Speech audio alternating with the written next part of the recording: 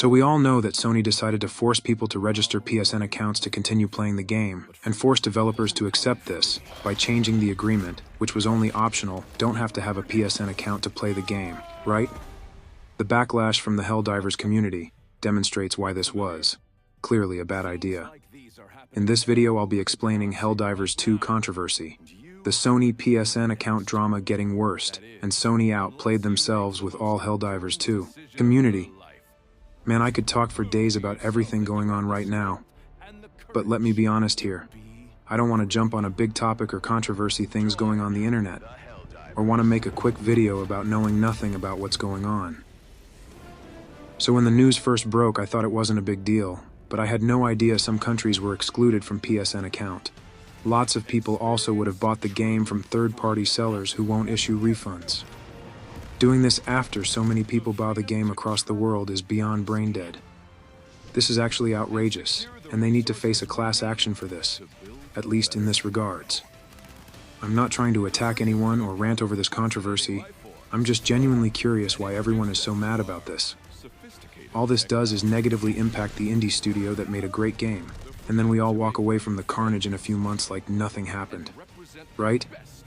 I understand why people are upset about Sony's questionable tactics to get people to sign up, but I don't get why they're giving Helldivers on Steam such negative reviews. It just doesn't make sense to me. So, what I mean by this here is, Sony, backed down on PSN account, is required to play the game on PC. And, also, over 177 countries does not have PSN account or won't allow in their countries. This made the Helldivers 2 community made and drove them crazy, leaving negative review bomb on the Helldivers 2 Steam page. This made Sony to back down from their PSN account mandatory situation. Honestly, Steam is right now offering refunds to all who purchased the game.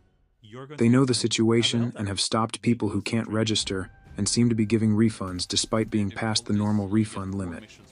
I think that this situation is just scam, an corporate attempt to get people's data. Sony is known for their leaks of personal data. I will definitely don't trust Sony's privacy of this matter and their awful track record with account security principles. I think this major decision from Sony kind of sucks. Also, the player base is dropping pretty quick. Arrowhead is not to blame here, it's all Sony's fault. Making stupid decisions like these.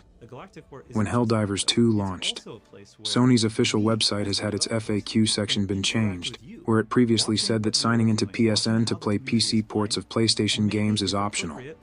It now says that some games may require you to sign into PSN to play them on PC. I mean, I can't stress this enough. Helldivers 2 got more negative reviews in just a couple of days after the Sony's announcement. And also, Sony don't give a fuck about this. What is happening right now, seeing this game that was supposed to be doing good, which not even a AAA studio games aren't doing this. Seeing this game plummeting on Steam really makes me sad. I know none of this impacts the quality of the gameplay, and the update it's going to receive in the coming months. I feel like the Helldivers 2 devs in the community was mostly a very upfront about their games. It was fun and engaging gameplay. Arrowhead would engage in conversations about their tactics, strategy, with the communities. I'm sad that there are people leaving over this. I'm sad there are people facing banned over this. I'm sad that people are leaving bad reviews on Steam. I think between the community and with the developer team's bond has seemingly been broken.